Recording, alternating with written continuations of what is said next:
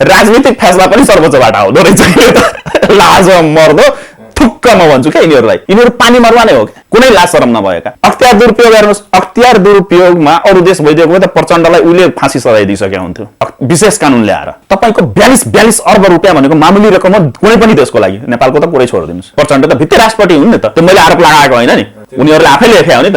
काठमाडौँ मात्र होइन देशको कुना कुनामा लेखेका थिए नि, गणतन्त्र नेपालको प्रथम राष्ट्रपति कमरेड प्रचण्डलाई लाल सलाम भनेर स्लोगनै थियो नि तिनीहरूको। अनि भित्ते राष्ट्रपति हुन्, अहिले फेरि त्यो भित्ते प्रधानमन्त्री बन्दैछन्। नेताहरूको के छ भने एनी हाउ पैसा कमाऊ, जनता अपना काम बनता भाँड में जाए जनता, एउटा भनाइ छ, अपना काम बनता भाँड में जाए जनता। यिनीहरूको के छ भने आफ्नो दुनो सिधा गर्ने, देश र जनता भाँडमा जाओस्। 20 हजार मारेको मान्छे टुडी खेलमा के अरे गएर खुला मञ्चबाट भन्छ 20,000 होइन है मैले 5,000 मारेको छु। तपाईले म एक चटकनैले हान्यो भने मलाई अहिले पुलिसले समातिहाल्छ। तपाईले मलाई एक चटकन हान्नु भने पुलिसले समात्छ, त्यहाँ कानुन लाग्छ। तर आफै उभिएर मञ्चमा सार्वजनिक रूपले भन्छ मैले 5,000 मारेको, मलाई के गर्न सक्छस् भनेर च्यालेन्ज दिँदा केही हुँदैन। त्यही पनि यो संविधान र व्यवस्थालाई यसकै व्यवस्थापकहरूले सार्वजनिक बलात्कार गर्दे, त्यो प्रमाणित कुरा हो। यो संविधान र व्यवस्था कहाँ गएर भेन्टिलेटरमा पुगिसकेको अवस्था छ। आइसियुमा तपाईको अन्तिम दिन गन्दैछ। संविधान त छ्या पारे नि। यिनीहरू आफै भन्दैछ, मैले भने हैन है यो फेरि सबै नेता बनाउनेहरूमा राक्षसी प्रवृत्ति के भयो भने हाबी हुन गयो। राक्षसी प्रवृत्ति हाबी हुन्छ, त्यसको के हुन्छ भने बोली पनि एकदमै कडा, रुखो अनि अस्तरहीन। अब यहाँसम्म भयो कि नेपालको राजनीति अब तपाईको कुकुर, बिरालो, बाँदर, स्याल हैन यतातिर ढल्क्यो। यो गनाउने तन्त्र हो। गणतन्त्रलाई मैले गनाउने तन्त्र भन्ने गरेको छु। र यो लोकतन्त्र हैन, लुटतन्त्र, भाँड भैलोमा आधारित लुटतन्त्र हो। यो लुट खसोट गर्ने एउटा गिरोह जुन छ नेपालमा सक्रिय, अब त्यो लुट खसोट गर्ने गिरोह तपाईको त्यस्तै हुन्छ नि। राष्ट्रघाती कुराहरू, जनता मारा कुराहरू, कमिसन खोरी लगायतका कुराहरू, यिनीहरूमा चाहिँ यी राजनीतिक दलहरूको तथाकथित राजनीतिक दल भनौं, राजनीतिक दलै होइनन् यिनीहरू तथाकथित राजनीतिक दल भयो के। तिनीहरूमा यी विषयहरूमा तिनीहरूमा के छ भने राष्ट्रिय सहमति हो। जो सबभन्दा ठूलो भ्रष्टाचारी छ, जो सबभन्दा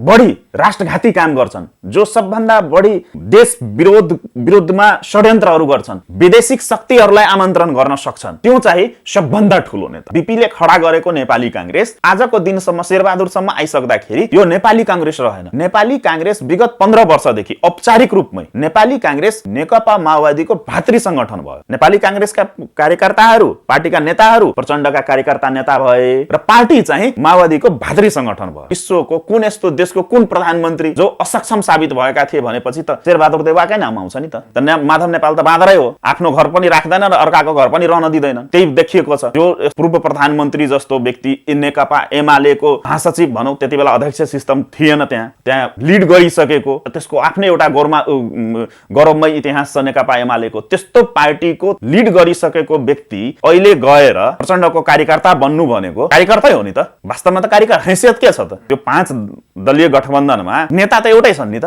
प्रचण्ड।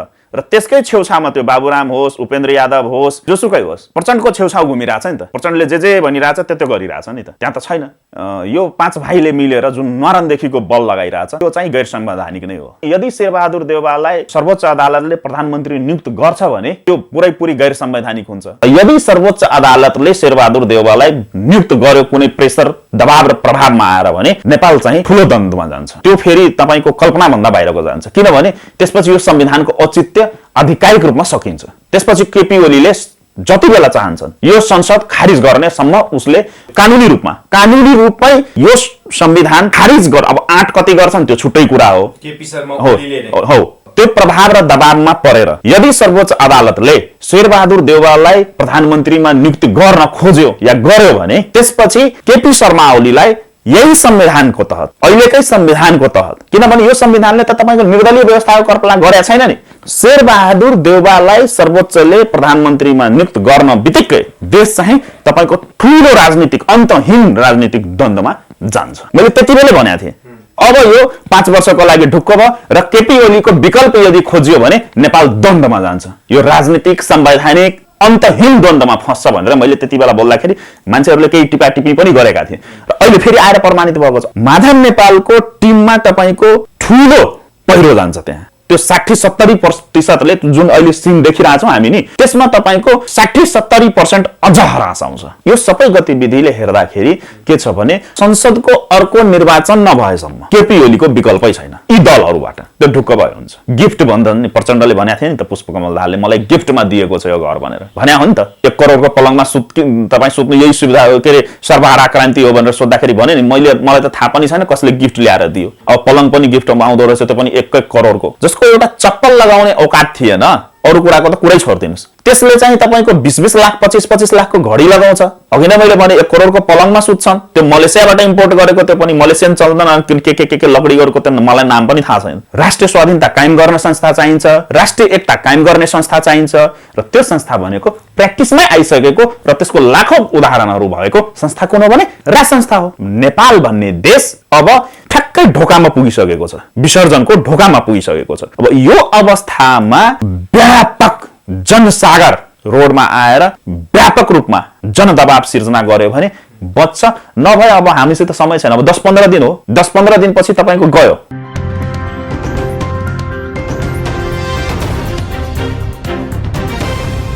आदरणीय दर्शक महानुभाव नमस्कार। तपाईँ यति बेला हेर्नुहुन्छ न्युज फटाफट नेपाल र साथमा म रोशन घार्ती उपस्थित भएको छु। आज हामीसँग कुराकानी गर्नको लागि जनतान्त्रिक तराई मुक्ति मोर्चा एवं नागरिक आन्दोलनका संयोजक डाक्टर मनोज कुमार झा हुनुहुन्छ। डाक्टर साहब नमस्कार, स्वागत छ। धन्यवाद रोशनजी। अहिले त वार पारको आन्दोलन चलिरहेछ। 5 जना पूर्व प्रधानमन्त्री गठबन्धन बनाएर केपी शर्मा ओलीलाई प्रधानमन्त्री पदबाट हटाउनुपर्छ भनेर लागेका छन् र उनीहरूको त्यो गाली चाहिँ एकदमै निम्न स्तरका व्यक्तिहरू बोलिने गाली गलौजमा उत्रेको देखिन्छ। के सिक्ने योबाट हामीले? कतातिर जाँदैछन् तिनीहरू र नेपाल देशलाई नै कतातिर डोराउँदैछ? धन्यवाद रोशनजी। अब यसलाई म अलिकति भिन्न बाटोबाट विश्लेषण गर्न गइरहेको छु। सबभन्दा पहिला त हामीले पटक पटक बहस गरिसकेका कुराहरू हुन्। नेपालमा यो 30-32 वर्षदेखि 45-46 को तथाकथित जनआन्दोलन भनौँ, परिवर्तन भनौँ हैन, यो परिवर्तनको नाममा जुन आन्दोलनहरू भए, पछिबाट माओवादीको त्यो मनयुद्ध धनयुद्ध, त्यसपछि जनआन्दोलन 2 लगायतका यो 30-32 वर्षमा जति पनि यो आन्दोलनहरू भए र त्यो आन्दोलनमा उठाइएका मुद्दाहरू भनौँ न, परिवर्तन, अग्रगमन हैन, जनताको शासन भनेर जुन भनियो, त्यसमा एउटा कमन एजेन्डा के थियो भने परिवर्तन र समृद्धि। तर त्यो परिवर्तन र समृद्धि देश र जनताको लागि भनिए तापनि, देश र जनताको लागि त्यो परिवर्तन भनिए तापनि देश र जनताको जीवनशैलीमा, देशको समृद्धितिर त के भएको छ त्यो हामी सबैलाई थाहा छ। तर परिवर्तन चाहिँ त्यो कुराहरूमा भयो। के कुराहरूमा भयो भने नेताहरूको, तथाकथित नेताहरू, ठेकेदार बनाउनेहरू आफूलाई हैन, ठुलो मसिहा भन्नेहरूको जीवनशैलीमा परिवर्तन भयो। त्यसको बोलाइ, लवाई, खुवाई, जीवनशैली, जीवन पद्धति, मानसिकता, यिनीहरूमा चाहिँ परिवर्तन भयो।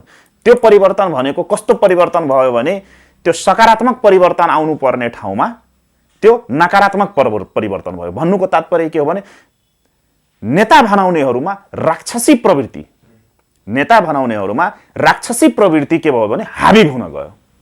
र जब राक्षसी प्रवृत्ति हाबी हुन्छ, त्यसको के हुन्छ भने बोली पनि तपाईको एकदमै कडा, रुखो अनि स्तरहीन। यहाँले त तल्लो स्तर भन्नुभयो, त्यो विशेषण नै नजोडौँ त्यसमा। त्यो तल्लो र माथिल्लो स्तरमा भनेको स्तरहीन हुन गयो। तिनीहरूको क्रिया चरित्र स्तरहीन हुन गयो। क्रिया कुकृत्यमा बदल्यो। म त्यतितिर जोड्दैछु। क्रियाहरू जुन सकारात्मकहरू हुनुपर्ने त्यो कृत्यहरू कुकृत्यमा बदलिन गयो। मनोवृत्ति पनि त्यस्तै हुन गयो, प्रवृत्ति पनि त्यस्तै हुन गयो, आचरण पनि त्यस्तै हुन गयो, व्यवहार पनि त्यस्तै हुन गयो। यो सबै कुराहरू तपाईको स्तरहीन हुन गयो के।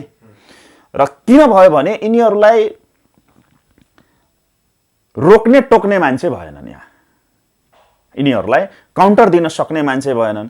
जनताहरू परिवर्तनको नाममा आँखा चिम्लेर यिनीहरूलाई भोट दिएको दिए भए हैन, भोट दिएको दिए भए।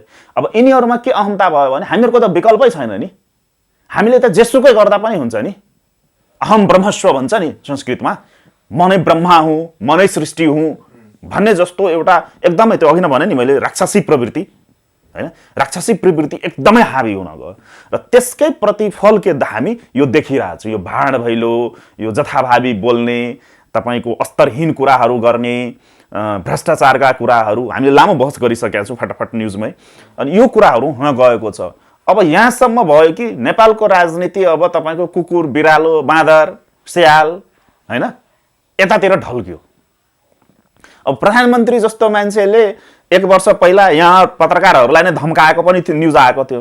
राष्ट्रपतिलाई तिमी भन्ने, प्रधानमन्त्रीलाई तिमी भन्ने, नेताहरूलाई तिमी भनेर उच्चारण गर्ने, थुनिदिन्छौँ भनेर पनि धम्की आएको थियो हैन। त्यही वक्तव्यमा प्रधानमन्त्री आफैले भनेका थिए पत्रकारहरूलाई अंकुश लगाउनुपर्छ, संस्कार सिकाउनुपर्छ, मर्यादा सिकाउनुपर्छ भनेर भनेका थिए।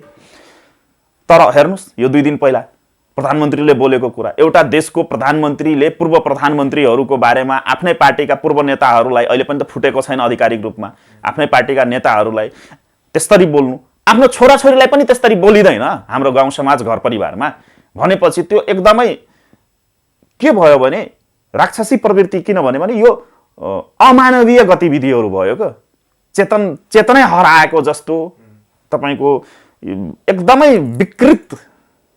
विकृत हुन गएको छ। यसको तपाईको विश्लेषण नै गर्न नसक्ने गरी हैन, यसको के विश्लेषण गर्ने हामीले, त्यहाँ पुगिसकेको छ राजनीति। राजनीतिक भाँड भैलो जुन छ, यो पटक पटक भन्ने गरेको छु, यो भाँड भैलो तन्त्र हो, यो गनाउने तन्त्र हो। गणतन्त्रलाई मैले गनाउने तन्त्र भन्ने गरेको छु र यो लोकतन्त्र हैन, लुटतन्त्र, भाँड भैलोमा आधारित लुटतन्त्र हो। यो लुट खसोट गर्ने एउटा गिरोह जुन छ नेपालमा सक्रिय, त्यो अब त्यो लुट खसोट गर्ने गिरोह तपाईको त्यस्तै हुन्छ नि।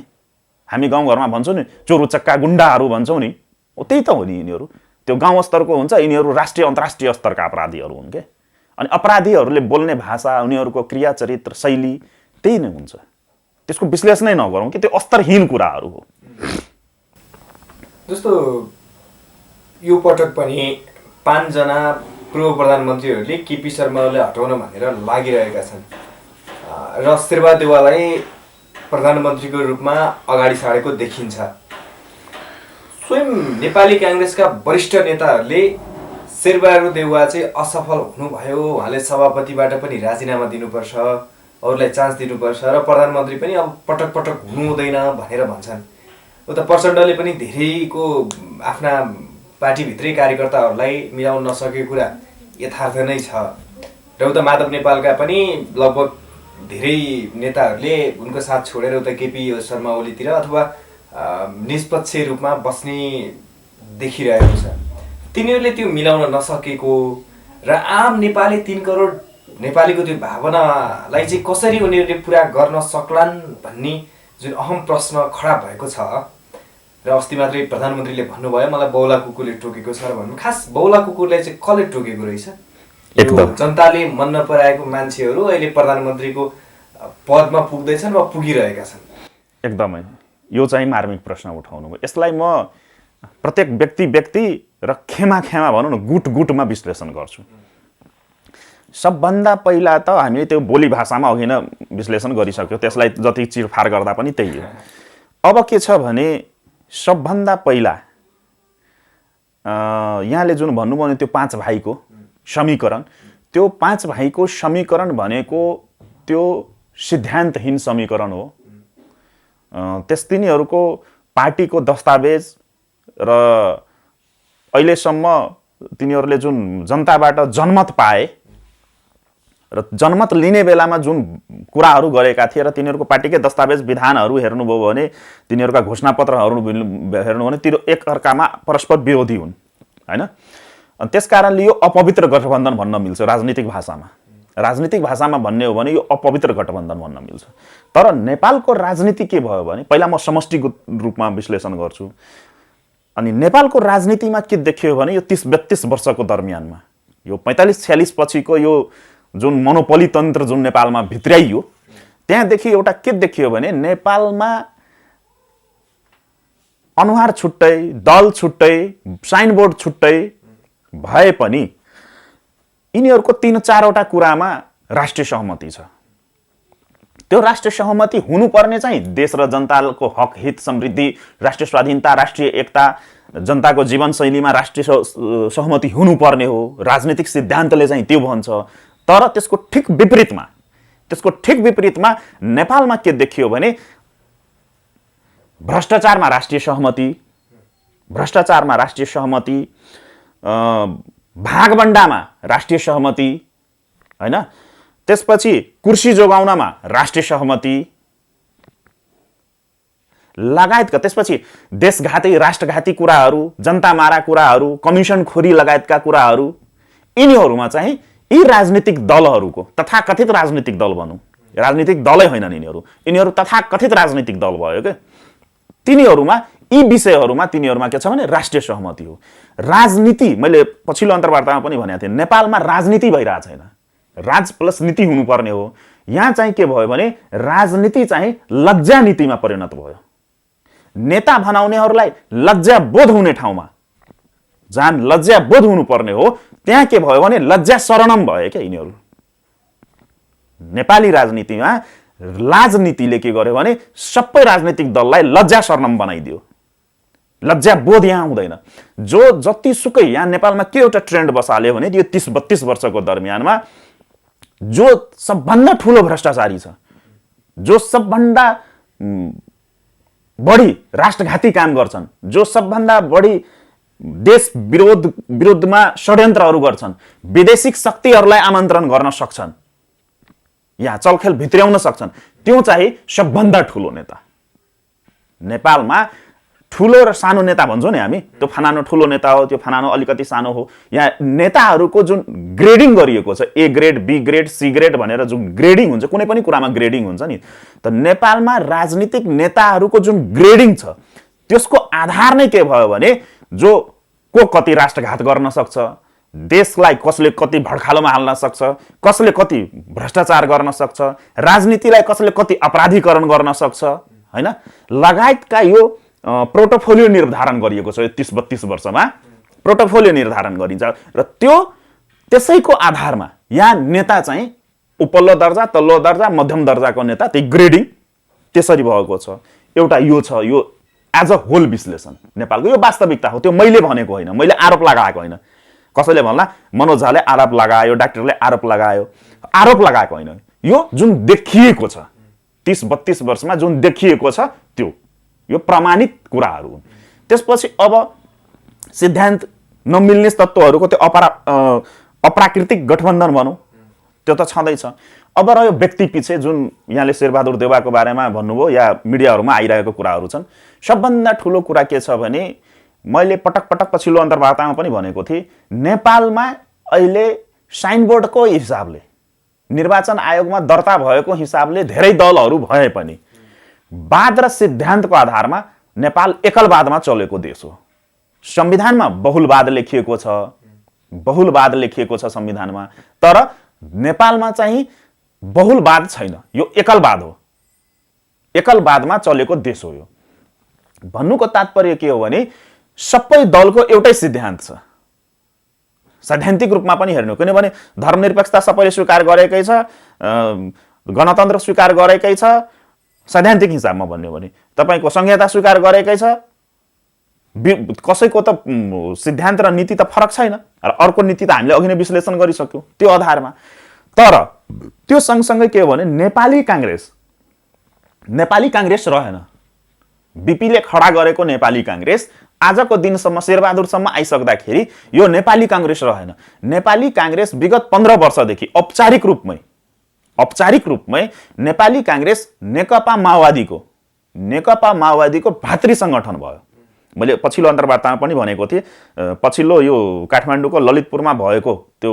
जनआन्दोलन पछिको जुन महाधिवेशन भएको थियो त्यहिलेदेखि औपचारिक रूपमा नेपाली कांग्रेस माओवादीको कार्यकर्ता हो नेपाली कांग्रेसका कार्यकर्ताहरू पार्टीका नेताहरू प्रचण्डका कार्यकर्ता नेता भए र पार्टी चाहिँ माओवादीको भातृ संगठन भयो त्यो भएको छ अब अर्को कुरा रह्यो सक्षम र असक्षमको कुरा त शेरबहादुर देउवा त असक्षम नै हो नि विश्वको कुन यस्तो देशको कुन प्रधानमन्त्री जो असक्षम साबित भएका थिए भनेपछि त शेरबहादुर देउवाकै नाम आउँछ नि त शेरबहादुर देउवा यस्तो व्यक्ति हुन् जसले न पार्टी सञ्चालन गर्न सके, पार्टीको कमिटी पनि उनले आफ्नो कार्यकालमा पार्टीको जुन तिनीहरूको नेपाली कांग्रेसको जुन विधानले कल्पना गरेको जुन विभागहरू छ, कमिटीहरू छ, त्यो पनि त पूर्णता दिन सकेन नि। उसले तरुण दलको महाधिवेशन गराउन सकेन, विद्यार्थी संघको महाधिवेशन गराउन सकेन, हैन? भनेपछि यी सबै गतिविधिले त शेरबहादुर देउवालाई त असक्षम नै साबित गर्छ नि त। त्यसका आफ्नै गतिविधिले त असक्षम साबित गर्छ। रह्यो कुरा अब शेरबहादुर देउवा प्रधानमन्त्री बन्नु र प्रचण्ड प्रधानमन्त्री बन्नु, कुरा एउटै हो, एउटै पार्टी हो सबै। अर्को पछिल्लो 4-5 दिन पहिला त सर्टिफिकेट नै दिए, सार्वजनिक रूपमै सर्टिफिकेट दिए पुष्पकमल दाहालले। नेपाली कांग्रेसलाई ठुलो वामपन्थी भन्नुको मतलब के हो त? ठुलो वामपन्थी भन्नुको मतलबै त्यही हो कि नेपाली कांग्रेस हैन र त्यसको विरोध पनि भएन। नेपाली कांग्रेसका गाउँ स्तरदेखि लिएर केन्द्र स्तरका कुनै पनि नेताले त्यसको विरोध गरेनन्, त्यसलाई स्वीकारेको छ। मौनम सहमति लक्षणम भनिन्छ संस्कृतमा, मौनम सहमति लक्षणम हो, त्यो स्वीकार नै गर्नु हो, त्यो अवस्था छ। अब रह्यो अरु यो माधव नेपालको सन्दर्भमा त माधव नेपाल त बाँदरै हो, आफ्नो घर पनि राख्दैन र अर्काको घर पनि रहन दिँदैनन्, त्यही देखिएको छ। जो पूर्व प्रधानमन्त्री जस्तो व्यक्ति नेकपा एमालेको महासचिव भनौँ, त्यति बेला अध्यक्ष सिस्टम थिएन, त्यहाँ लिड गरिसकेको, त्यसको आफ्नै एउटा गौरवमय इतिहास छ नेकपा एमालेको। त्यस्तो पार्टीको लिड गरिसकेको व्यक्ति अहिले गएर तपाईको प्रचण्डको कार्यकर्ता बन्नु भनेको कार्यकर्तै हो नि त, वास्तवमा त कार्यकर्ता हैसियत के छ त? त्यो 5 दलीय गठबन्धनमा नेता त एउटै छन् नि त, प्रचण्ड, र त्यसकै छेउछाउमा त्यो बाबुराम होस्, उपेन्द्र यादव होस्, जोसुकै होस्, प्रचण्डको छेउछाउ घुमिरहेछ नि त। प्रचण्डले जे भनिरहेछ त्यो गरिरहेछ नि त, त्यहाँ त छैन, नेता त एउटै छन्, बाँकी सबै कार्यकर्ता। त्यो अवस्था छ त्यहाँ। त्यस कारणले ओलीजीले पनि त्यही भन्न खोज्नु भएको, तर शब्द चाहिँ उहाँको अलिकति हैन कि अस्तरहीन शब्द प्रयोग गर्नुभयो। त्यो उहाँहरूको आफ्नो, मैले अघि नै विश्लेषण गरेँ, त्यो चरित्र नै त्यस्तै छ। र रह्यो कुरा यो 5 जनाको, अब यिनीहरूले जुन न्वारानदेखिको बल लगाइरहेछन् त्यो चाहिँ अब यतातिरको विश्लेषण त्यो हो। तर अब संवैधानिक हिसाबले भन्ने हो भने यो 5 भाइले मिलेर जुन न्वारानदेखिको बल लगाइरहेछ त्यो चाहिँ गैर संवैधानिक नै हो। किनभने संसद विघटनदेखि लिएर त्यहाँनिर जुन खेलहरू भएको थियो पछिल्लो पटक, त्यो चाहिँ पुरै संविधानले परिकल्पना गरेको खेलहरूको परिधिमा भएर खेलिएको खेल हो। त्यो खेलै हो, त्यो संविधानको परिधिभित्र रहेर खेलिएको खेल हो। त्यसकारण त्यसलाई गैर संवैधानिक भन्न मिल्दैन, कुनै पनि हिसाबले मिल्दैन। हुन त हाम्रो देश चाहिँ देशको साँचो अन्तै छ भनेर बाबुरामले नै भनिसकेको कुरा हो। यो यहाँ त रिमोट कन्ट्रोलबाट सञ्चालित हुन्छ सबै कुरा, त्यो अप्रत्याशित रूपमा केही सर्वोच्च अदालतको निर्णय आउला त्यो भन्न सकिँदैन। तर अहिलेसम्मको अवस्था चाहिँ 90 र 10% को हाराहारीमा चलिरहेको छ, त्यो छुट्टै कुरा हो। तर वास्तविक राजनीतिक हिसाबले, संवैधानिक हिसाबले व्याख्या गर्ने हो भने शेरबहादुर देउवा प्रधानमन्त्रीमा नियुक्त हुँदैनन्। र अर्को कुरा के छ भने यदि शेरबहादुर देउवालाई सर्वोच्च अदालतले प्रधानमन्त्री नियुक्त गर्छ भने त्यो पुरै गैर संवैधानिक हुन्छ। किन गैर संवैधानिक हुन्छ भने विश्वको कुनै पनि देशमा जहाँ संसदीय व्यवस्था छ, जहाँ बहुदलीय संसदीय व्यवस्था छ, मल्टिपार्टी डेमोक्रेसी छ जहाँ, हैन, त्यो देशमा जनता स्वतन्त्र हुन्छन् तर सांसद चाहिँ जनप्रतिनिधि स्वतन्त्र हुँदैनन्। जुन कुनै पनि देशको कुनै पनि दलको संसदीय प्रणाली भएको देशमा तपाईको के हुन्छ भने जसले दलको चिन्हबाट चुनाव लड्छन् त्यो दलको विधान, आफ्नो संसदीय दलको आचार संहिताको परिधिमा रहेर कुनै पनि गतिविधि गर्नुपर्छ। र हाम्रो संविधानले पनि निर्दलीय व्यवस्थाको परिकल्पना गरेको छैन, कहीँ पनि छैन। त्यसकारणले र शेरबहादुर देउवाको समर्थनमा जुन सिग्नेचरहरू भएको छ, हस्ताक्षर सङ्कलन भएको छ, सबभन्दा पहिला त त्यो कृत्य नै आफै साबित भइसकेको छ। टिपेक्स लागेको छ, त्यो मान्छे यताबाट उता भएको छ, त्यसमा सही गरेको मान्छेले मन्त्री पनि खायो, हैन, त्यो एउटा पाटो छ। अर्को पाटो के छ भने तपाईको विभिन्न दलबाट गरिएको छ। माधव नेपाल नेकपाका व्यक्ति हुन्, उतातिर फेरि सिग्नेचर गरेका छन्। पार्टी नफुटाइकन, पार्टी फुटाउनु पर्यो, पार्टी फुटाएर गरेको भए त्यो वैधानिक हुन सक्थ्यो। 40% पुगाएर गरेको भए, निर्वाचन आयोगमा दर्ता गराइसकेर गरेको भए त्यसको प्रक्रिया छुट्टै छ नि त। तर त्यो प्रक्रियाहरू पुगाइएको छैन, त्यस कारणले पनि त्यो अवैधानिक हुन्छ। उपेन्द्र यादव बाबुरामले गरेको सिग्नेचर पनि त्यो अमान्य हो, किनभने दल फुटाएको छ, अहिलेसम्म दल फुटिसकेका छन् आधिकारिक रूपमा। त्यो वैचारिक रूपमा बाहिर देखिने गरी त फुटिसकेकै छन्, तर औपचारिक कानुनी, किनभने कानुनमा तपाईँको लिखितमको आधार हुन्छ, मान्यता चाहिँ लिखितमको हुन्छ, वक्तमको मान्यता हुँदैन। त लिखितम आधारमा भनेको त कानुनी आधारमा, त कानुनी आधारमा त फुटिसकेको छैन। यी यावत कोणहरूबाट हेर्दाखेरि सर्वोच्च, मलाई लाग्दैन कि सर्वोच्च अदालतले शेरबहादुर देउवालाई प्रधानमन्त्री नियुक्त गर्छन्। रह्यो कुरा कुनै पनि देशको अदालतले प्रधानमन्त्री नियुक्त गर्ने होइन। प्रधानमन्त्री नियुक्त भनेको संसदबाट हुन्छ र संसदको के व्यवस्था छ त्यो हामीलाई थाहै छ, त्यो अहिले नै विश्लेषण गर्यौं। यी सबै कुराले गर्दाखेरि त्यो हुँदैन। र यदि सर्वोच्च अदालतले शेरबहादुर देउवालाई नियुक्त गर्यो कुनै प्रेसर, दबाव र प्रभावमा आएर भने नेपाल चाहिँ ठूलो द्वन्द्वमा जान्छ। त्यो फेरि तपाईको कल्पना भन्दा बाहिरको जान्छ, किनभने त्यसपछि यो संविधानको औचित्य आधिकारिक रूपमा सकिन्छ। त्यसपछि केपी ओलीले जति बेला चाहन्छन् यो संसद खारिज गर्नेसम्म उसले त्यो कानुनी रूपमै यो संविधान खारिज गर। अब 8 कति गर्छन् त्यो छुट्टै कुरा हो। केपी शर्मा ओलीले हो, त्यहाँ म त्यही भन्दैछु, म फेरि रिपिट गरेँ। यदि शेरबहादुर देव, हामीले त त्यो कानुनी आधारहरू त व्याख्या विश्लेषण गर्यौं। अब मानौ 5% या 10% को हाराहारीमा जुन यहाँ वैदेशिक चलखेलहरू भइरहेको छ, यो प्रभाव र दबावको कुराहरू जुन हामी पटक पटक गरिरहेका हुन्छौँ, त्यो प्रभाव र दबावमा परेर यदि सर्वोच्च अदालतले शेरबहादुर देउवालाई प्रधानमन्त्रीमा नियुक्त गर्न खोज्यो या गर्यो भने त्यसपछि केपी शर्मा ओलीलाई यही संविधानको तहत, अहिलेकै संविधानको तहत, किनभने यो संविधानले त तपाईको निर्दलीय व्यवस्थाको कल्पना गरेका छैन नि, र सर्वोच्च अदालतले शेरबहादुर देउवालाई प्रधानमन्त्री नियुक्त गर्नु भनेको त्यो निर्दलीय व्यवस्थालाई मान्यता दिनु हो। निर्दलीय व्यवस्थालाई मान्यता दिनु हो।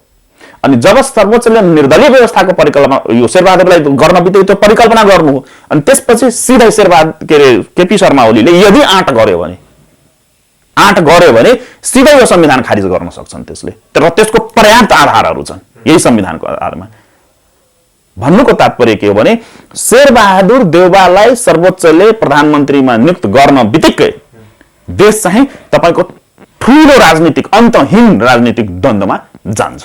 भनेको अहिले 5 जना पूर्व प्रधानमन्त्री 5 भाइ मिलेर पनि केपी शर्मा ओली जस्तै शक्तिशाली बन्न सकेन।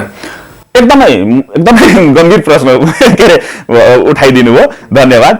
मैले पछिल्लो पटक पनि अन्तर्वार्ताहरूमा पटक भनिदिएको छु र विभिन्न मिडियाहरूमा पनि मैले बोलेको कुरा हो।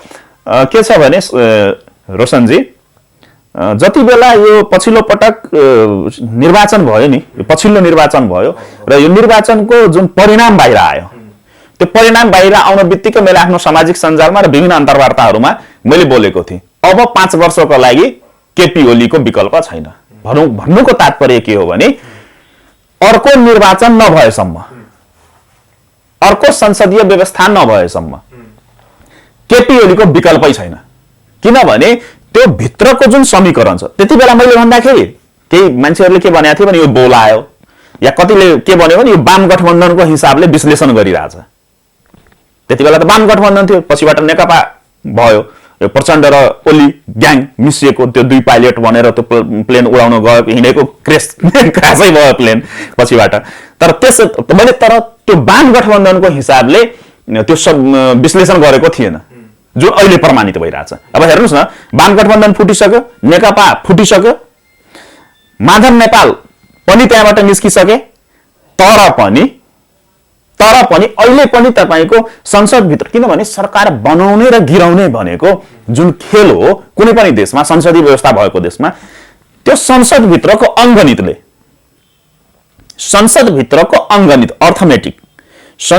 अर्थमेटिकले निर्धारण गर्छ। त्यो गणितीय खेल हो, त्यो अङ्गणितको खेल हो। गणितीयमा पनि अङ्गणितको खेल हो, बीजगणित र ज्यामितिको खेल होइन। त्यो प्रधानमन्त्री सरकार बनाउनु या प्रधानमन्त्री बनाउनु र हटाउनु भनेको त्यो अङ्गणितको खेल हो। त्यो र नेपालको यो पछिल्लो निर्वाचन पछिको त्यो अङ्गणितले, मैले त्यति बेला भनेको थिएँ, अब यो 5 वर्षको लागि ढुक्क भयो र केपी ओलीको विकल्प यदि खोजियो भने नेपाल द्वन्द्वमा जान्छ, यो राजनीतिक संवैधानिक अन्तहीन द्वन्द्वमा फस्छ भनेर मैले त्यति बेला बोल्दाखेरि मान्छेहरूले केही टिप्पणी पनि गरेका थिए र अहिले फेरि आएर प्रमाणित भएको छ। अब हेर्नुहोस्, मानव 1 मिनट संसद पुनर्स्थापना गर्थ्यो सर्वोच्च अदालतले, सम्भावना त छैन, तर यहाँ त धेरै गैर संवैधानिक कुराहरू पनि भइरहेको हुन्छ। तर सर्वोच्चले संविधानभन्दा बाहिर गएर, प्रक्रियाभन्दा बाहिर गएर के शेरबहादुर देउवालाई प्रधानमन्त्री नियुक्त नगरे पनि संसदलाई यदि पुनर्स्थापना गरिदियो, 1 मिनट मानेर जाउँ, किनभने त्यहाँ दुईटा मुद्दा छ, सर्वोच्चमा दुईटा मुद्दा परेको छ, दुई थरीको मुद्दा छ। एउटा मुद्दाले के भन्छ भने शेरबहादुर देउवालाई प्रधानमन्त्री बनाऊ, नियुक्ति पाऊ, नियुक्ति माग्न गएका हुन् अदालतमा, र एउटा मुद्दाले के भनिरहेछ भने संसदलाई पुनर्स्थापना गर, प्रतिनिधि सभा जुन विघटन भएको छ त्यसलाई पुनर्स्थापना गर। अनि शेरबहादुरको सम्बन्धमा त हामीले विश्लेषण गरिसक्यौं, प्रधानमन्त्रीको सम्बन्धमा, नियुक्तिको सम्बन्धमा। अब अर्कोतर्फ कोणबाट विश्लेषण गर्दाखेरि यो प्रतिनिधि सभा पुनर्स्थापना, प्रतिनिधि सभा यदि पुनर्स्थापना गर्छ भने त्यहाँको फेरि अङ्गणितको खेल के हुन्छ भने केपी ओलीको पक्षमा जान्छ, स्पष्ट छ त्यहाँ। किनभने संसद पुनर्स्थापना हुन बित्तिकै यो माकुने एन्ड कम्पनी जुन छ, माकुने एन्ड कम्पनी लगायत केपी ओलीको विरुद्धमा भएका जुन ग्याङ गिरोह छ त्यसलाई उसले पार्टीबाट निकालिदिन्छ र तिनीहरूले 40% पुगाएर पार्टी पनि फोड्न सक्दैनन्, किनभने 40% छँदै छैन त्यहाँ 40% त छैन, झन्डै तपाईको 25-30% को हाराहारीमा छ, सबै एकजुट भयो भने त्यहाँ पनि हरास आइसकेको अवस्था छ। र अर्को कुरा त्यहाँबाट निस्किन्छ, यताबाट तपाईको जसमा फुटिसकेको अवस्था छ, 40% उपेन्द्र यादवले पनि पुर्याउन सक्दैन। त्यसपछि यो मोहन ठाकुर एन्ड राजेन्द्र महतोको टिम र केपी ओलीको टिम दुईटा मिल्न बित्तिकै जुन जसको आधारमा अहिले सरकार विस्तार पनि गरिएको थियो, सर्वोच्च अदालतले भलै तिनीहरूलाई मन्त्री पदबाट बर्खास्त गरिदिए, त्यो छुट्टै कुरा हो, तर जुन टिम अहिले बनेको छ महन्त ठाकुर, राजेन्द्र महतो र केपी ओलीको टिम, यसको त स्पष्ट बहुमत छ, तपाईको चाहिने संख्या भन्दा 4-5 वटा सिट बढी छ। अर्को फेरि के हुन भइरहेको छ भने माधव नेपालको टिम स्थिर छैन, त्यहाँ विचलन छ, जुन यहाँले पृष्ठभूमिमा पनि भन्नुभएको थियो। त्यहाँ के छ भने टाँसिने र उछिटिने, छुट्टिने खेल निरन्तर चलिरहेछ। केपी ओलीको टिम जुन छ त्यो स्थिर छ, जुन थियो त्यसमा वृद्धि नै भइरहेको अवस्था छ भने माधव नेपालको टिममा के छ भने त्यो कहिले केपी ओलीतिर टाँसिने, कहिले माधव नेपालतिर टाँसिने, कहिले निरपेक्ष भनेर त्यो के भनौँ न त्यसलाई निरपेक्ष रूपमा बस्ने भनेर, तटस्थ निरपेक्ष भनिन्छ, त्यही तटस्थ रूपमा बस्ने भनेर पनि भनिरहेछ। त्यो तटस्थ बस्नु भनेको पनि एक किसिमले केपी ओलीलाई समर्थन गर्नु हो राजनीतिमा। तटस्थ भन्नु बस्नु नै भनेको त्यो राजनीतिमा के हुन्छ भने त्यो कुनै न कुनै त्यसको प्रभाव चाहिँ, तटस्थको प्रभाव कुनै न कुनै टिमलाई परिरहेको हुन्छ। र अहिलेको परिवेशमा संसदीय जुन खेल भइरहेछ त्यो परिवेशमा जो कोही तटस्थ बस्छ त्यसले केपी ओलीलाई अप्रत्यक्ष रूपमा सहयोग गरेको, जुन तपाईको संसदको त्यो अविश्वासको प्रस्तावमा पनि देखियो। अविश्वासको प्रस्तावमा महन्त ठाकुर, राजेन्द्र महतोहरू तटस्थ बस्नुको सिधा फाइदा केपी ओलीलाई भयो। त्यस्तै एमाले भित्र हुन्छ। र अर्को कुरा माधव नेपालको टिममा तपाईको ठूलो पहिरो जान्छ, त्यहाँ त्यो 60-70%ले जुन अहिले सिन देखिरहेछौँ हामी नि, त्यसमा तपाईको 60-70% अझ हरास आउँछ।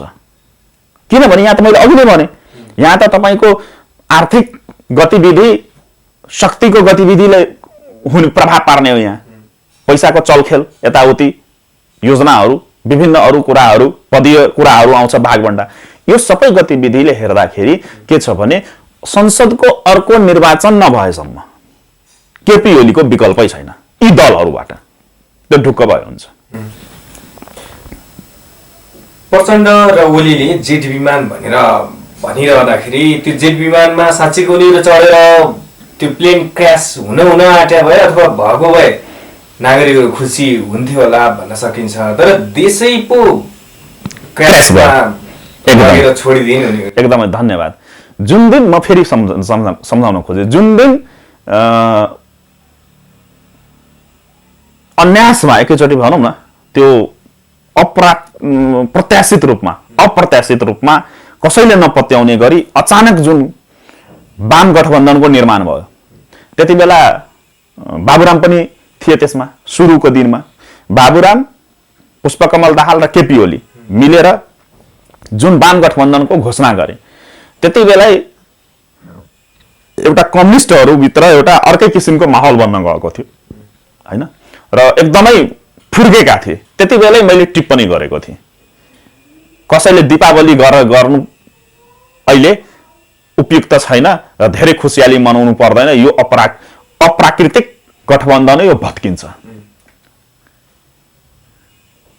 अनि केही कम्युनिस्टका साथीहरूले मलाई फोन गरेर भन्नु, तपाईँ कसरी भनिराख्नु भएको छ? मैले भने कि तपाईँ 48 घण्टा हेर्नुहोस् हरास आउन सुरु हुन्छ, अनि ठ्याक्कै तपाईँको 24 घण्टा नबित्दै बाबुराम त्यहाँबाट बाहिर निस्के। त्यसपछि जुन बेला पुष्पकमल दाहाल र केपी ओलीले हामी 2 जना पाइलट मिलेर यो जेट विमान चलाउन उडाउँछौँ भनेर भने, त्यही दिन मैले एउटा प्रतिक्रिया दिएको थिएँ, यो प्लेन टेकअप त होला तर एयरपोर्टमै क्र्यास हुन्छ। मैले त्यही दिन टिप्पणी गरेको थिएँ। र यो पाउन खोजेको जेट विमान यसले न वाम गठबन्धनलाई फाइदा दिन्छ, न यो देशलाई फाइदा हुन्छ, न जनतालाई फाइदा हुन्छ। मैले त्यति बेला टिप्पणी गरेको थिएँ र त्यही देखियो। किनभने मैले यो सबै भन्नुको तात्पर्य के हो भने, मैले अघि नै भने, यहाँ तपाईको देश र जनतालाई, रोशनजी बुझ्नुपर्ने कुरा के छ यहाँ देशमा, हामी आम जनताले बुझिरहेका छैनन् के। देश र जनतालाई केन्द्रमा राखेर गरिएको राजनीति, देश र जनतालाई केन्द्रमा राखेर गरिएको राजनीतिले नै समृद्धि ल्याउँछ, परिवर्तन ल्याउँछ, जीवनशैली उकास्छ, विकास निर्माणका कुराहरू हुन्छ, शिक्षा स्वास्थ्य रोजगार लगायतका कुराहरू हुन्छ। उपलब्धि भनेको त त्यो हो। तर जब तपाईँ, मैले अघि नै भने, यहाँ राजनीति भइरहेकै छैन, जहाँ राजनीति नै छैन भने त्यहाँ त देश र जनतालाई त केन्द्रमा राख्ने कुरै आएन। यहाँ त के छ भने, व्यक्तिलाई केन्द्रमा राखेर, अमुख व्यक्तिलाई केन्द्रमा राखेर, अमुख व्यक्तिहरूको परिवारलाई केन्द्रमा राखेर, त्यसपछि त्यसको नाता गोता इष्ट मित्रहरूलाई केन्द्रमा राखेर व्यापार गरिएको छ।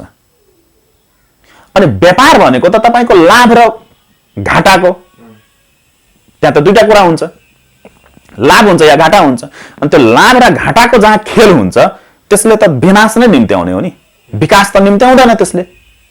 अब हेर्नुहोस्, तपाईको सिम्पल उदाहरण दिन्छु म, एकदम सामान्य उदाहरण।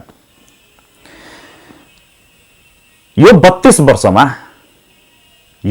वर्षमा एउटा पनि हस्पिटल निर्माण भयो? राज्यको कुनै पनि एउटा हस्पिटल भन्नुहोस्, सुविधा सम्पन्न हस्पिटल नेपाल सरकारले निर्माण गरे? 1-2वटा जुन निर्माण गरियो सानसानो, त्यहाँ पनि त्यो पञ्चायतकालकै उसमा बन्या हो, टिचिङ होस् चाहे तपाईको धरानको हस्पिटल होस्, त्यसलाई पनि राजनीतिकरण गरेर सिधाइसके, भर्ती केन्द्र बनाएर। जुन देशको न्यायालय स्वतन्त्र छैन, कार्यकर्ता भर्ती केन्द्र हुन्छ, त्यहाँ बिना तपाईको कुनै दलको सदस्यता नलिकन न्यायाधीश बन्न पाउँदैन यहाँ। अनि त्यो देश उभो लाग्छ। जुन देशमा तपाईको कर्मचारी तन्त्र स्वतन्त्र छैनन्, विभिन्न ट्रेड युनियनको नाममा त्यहाँ दलीय भागभण्डा छ, कर्मचारी देशकै छैन। नेपालमा देशको कर्मचारी छ कोही? एकजना पनि, एकजना कर्मचारी, पिउनदेखि लिएर मन्त्रालयको सचिवदेखि लिएर तपाईको मुख्य सचिवसम्म, पिउनदेखि लिएर कार्यालय सहायक, पिउनदेखि लिएर मुख्य सचिवसम्म कुनै न कुनै दलबाट आबद्ध भएको व्यक्ति नै हुन्छन्। अनि त्यो दलको कर्मचारी भयो, देशको कर्मचारी र जनताको कर्मचारी त भएन, भयो। पुलिस प्रशासनमा त्यस्तै छ, सुरक्षा निकाय त्यस्तै हो, माथिको आदेशमा चल्ने हो। यो तपाईको स्वास्थ्य कर्मीहरू हेर्नुहोस्, विभिन्न कुराहरू, इभन ठेकेदारहरू पनि, विकास निर्माणका काममा लागेका ठेकेदारहरू पनि दलमा आबद्ध हुन्छन्, किनभने प्रमाणितै भइसक्यो जति पनि नेताका सम्पत्तिहरू छन् तिनीहरूकै नाममा छन्। गिफ्ट भन्छन् नि, प्रचण्डले भनेको थियो नि त, पुष्पकमल दाहालले मलाई गिफ्टमा दिएको छ यो घर भनेर भन्या हो नि त।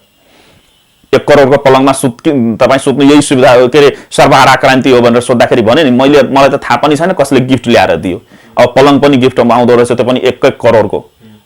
भन्नुको तात्पर्य के हो भने, यहाँले जुन भन्नुभयो नि, त्यो जेट विमान क्र्यास भयो र देश जनता पनि त्यसमै परे। भन्नुको तात्पर्य के हो भने, जनताले यही कुरा बुझ्नु पर्ने हो कि म पटक पटक भनिरहेको हुन्छु, जहाँ देश र जनतालाई केन्द्रमा राखेर केही भएकै छैन, अनि विकास र समृद्धि कहाँबाट आउँछ? यहाँ त अमुक पार्टी, अमुक दल, अमुक नेता अनि त्यसको घर परिवार, कार्यकर्ता लगायतलाई केन्द्रमा राखेर सम्पूर्ण गतिविधिहरू भइरहेको हुन्छ। अनि कहाँबाट उँभो लाग्छ? लाग्नै सक्दैन, त्यो असम्भव कुरा हो। तपाईँले आजभोलि हामी चाँडै नै राष्ट्र संस्था पुनर्स्थापना गर्छौँ भनेर त्यो कन्फिडेन्टली बोलिरहनु भएको छ र धेरै राष्ट्र संस्थाप्रति त्यो स्नेह राख्ने धेरैले चाहिँ अब चाँडै राष्ट्र संस्था फर्किन्छ, यी दलहरू र दलसँग सम्बन्धित भएर गएका के विशेष व्यक्ति नेताहरू चाहिँ भ्रष्ट भएर यो देश यो मुलुक नै नरहने स्थितिमा पुर्याए भनेर भनिरहेका छन्। त्यो राष्ट्र संस्था आउने सूत्र चाहिँ कसरी पत्ता लगाउनु भयो तपाईँहरूले? खास के हो त्यो वास्तविकता? एकदमै यो गम्भीर प्रश्न उठाउनु भयो र सकारात्मक प्रश्न उठाउनु भयो, त्यसको लागि धन्यवाद। रोशनजी, सबभन्दा पहिला के छ भने कुनै पनि ठुल्ठुला आन्दोलनहरू, ठुल्ठुला परिवर्तनहरू विश्वको कुनै पनि देशमा जनताको बलमा हुन्छ र जहाँ राक्षसी प्रवृत्तिको अनैतिकता, भ्रष्टाचार, लुट खसोटले जरो गार्छ, देश भड्खालोमा जान्छ, विसर्जनतिर उन्मुख हुन्छ, जनता चाहिँ खान नपाएर भोका नङ्गा हुन्छन् हैन।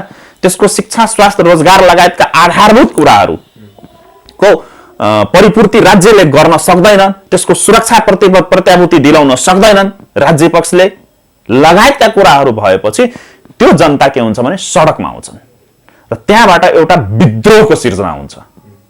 राजनीतिक शास्त्रले त्यही भनिरहेछ र हामीले देखेका पनि छौँ। अनि यी सबै कुराहरूलाई गर्दाखेरि अहिलेकै यही अन्तर्वार्तामा त भने मैले, अब नेपाली जनता सबभन्दा पहिला यो 30-32 वर्षको जुन यो तथाकथित प्रजातन्त्र, लोकतन्त्र, गणतन्त्र लगायतका कुराहरूलाई त एक्सरसाइज भयो र 30-32 वर्ष भनेको सान्तिनो समय अवधि होइन। यो 30-32 वर्षमा नेताहरूको नेपाललाई सबभन्दा पहिला यो 30-32 वर्षमा नेपाललाई त नेतापाल बनाए यिनीहरूले, नेपाल त रहेन हैन। जुन नेपाललाई हामी गर्वका साथ भन्थ्यौँ हामी नेपाली हौँ, हामी नेपालका जनता हौँ भनेर भन्थ्यौँ, त्यो त नेपाल रहेन। अब त्यो त नेतापाल भइसके। जुन देशको यो नेपालको 45-46 भन्दा पहिला परनिर्भरता तपाईको 0 देखि 5%, त्यो पनि 1-2टा कुरामा 5% सम्म थियो, नभए 0मा थियो, परनिर्भरता छँदै थिएन।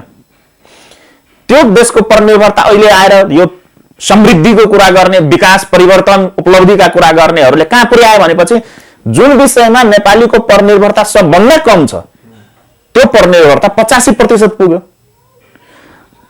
90% भन्दा बढी विषयवस्तुमा त हाम्रो 100% परनिर्भरता छ।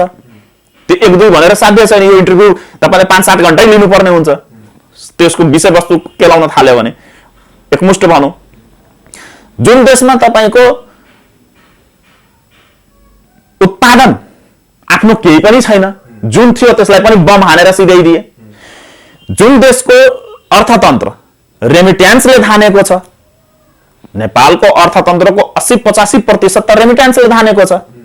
यहाँबाट मास्टर डिग्री पढेका लेखेका व्यक्तिहरू, युवा साथीहरू, युवा पंक्तिहरू विदेशमा गएर, खाडी मुलुकमा गएर भेडा चढाएर टोयलेटको प्यान सफा गरेर पठाएको पैसाले चलेको देश हो यो। र त्यो पैसा पनि कहाँ जाँदो रहेछ भने हामीले पछिल्लो अन्तर्वार्तामा पनि गरेका थियौं। एउटा स्विस ब्याङ्कको हैन, स्विट्जरल्यान्डको एउटा जाबो एउटा सानो ब्याङ्क, एउटा मात्रै नेशनल स्विस ब्याङ्कमा तपाईको 47 अर्ब रुपैयाँ निस्किनु भनेको शान्तिनो कुरा होइन भने विश्वमा कति छ त्यो अस्ति नै हामीले विश्लेषण गरिसक्यौं, लामो विश्लेषण गरेका छौं त्यसमा।